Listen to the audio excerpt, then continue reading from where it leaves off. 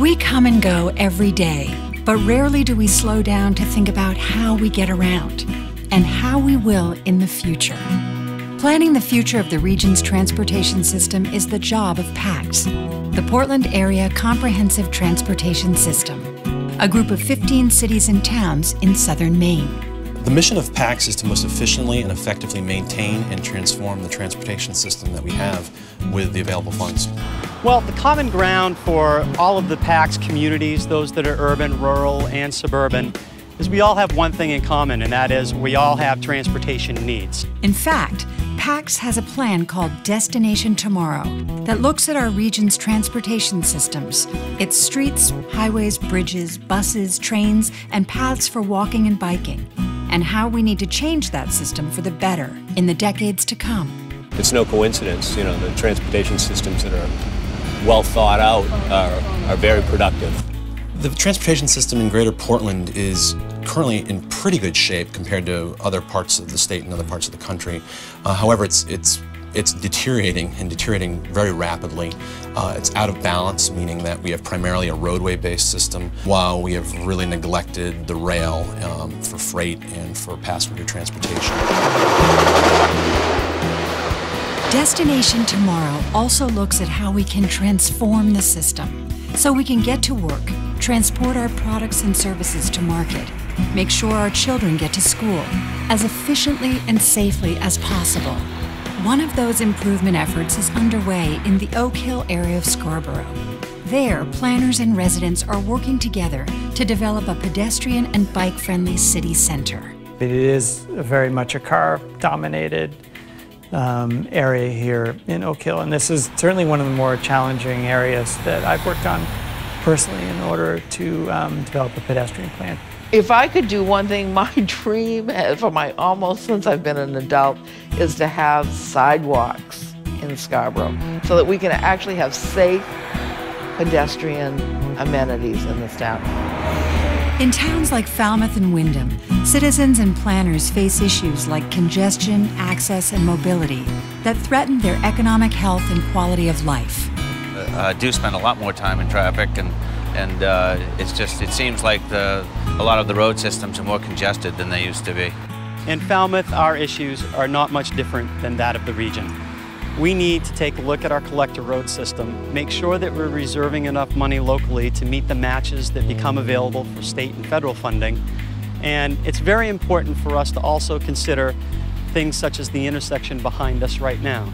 The peak volume traffic at this intersection creates many issues on some of our local roads with traffic congestion. Destination Tomorrow incorporates the individual community goals and challenges faced by all 15 of the PACTS members. The PACTS plan also looks ahead to societal shifts and how we can tackle these issues collectively. Things like climate change, health considerations such as the obesity epidemic, the cost of energy, our aging population. In terms of what the transportation issues are, I think one of the things that's coming on the radar as going to be an increasing issue are the number of folks who are aging out of driving. I'm finding I have quite a lot of customers that have said to me that they no longer have cars. These are older people, and I think they're relying more on bus transportation than they used to.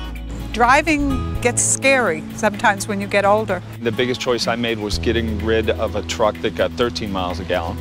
And now I have a little beater car that gets like 30 miles a gallon, and that was deliberate. I think people are going to make choices to live where they work and work where they live kind of thing. I know my kids are doing some of that, so I think things will look a little different in the future just because of the price of gas and transportation. One big challenge will be funding. Whether you're talking about building a new bridge, planning an interstate bypass, or saving energy by creating interconnected bus and train lines. Sometimes we call it the F word, but it is the biggest issue of all. There are only so many funds to go around. We've estimated that over the 20-year life of the plan, we need about $1.5 billion to maintain and improve. Improve meaning adding more bus service, adding more train service, bike lanes, those things. We have about $500 million, or about a third of that as currently identified and to be available over those 20 years. I don't know. 20 years from now, I think we'll have things that look like cars and run like cars, but they don't run on what they run on today. Transportation is paid for primarily through a gas tax. We also have tolls, of course. What we're bumping up against is that the current funding system for transportation is unsustainable. Cars are becoming more fuel efficient, thankfully. So we're driving as much as we always have, but we're using less fuel. That means fewer dollars for the transportation system to maintain it and transform it to the system we need for the future. As far as solutions, there's only a few options really right now, and we're looking for other ideas. Increasing the gas tax, user fees, more tolls, perhaps a surcharge on electricity because a lot of cars are going to be running on being charged in the future, vehicle miles tax.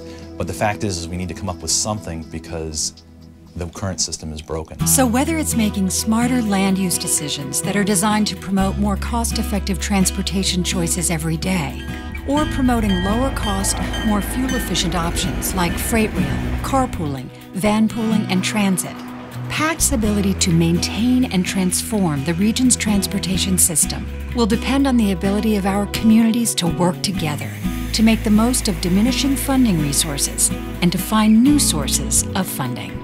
In one way or another, we all have to pay for this system.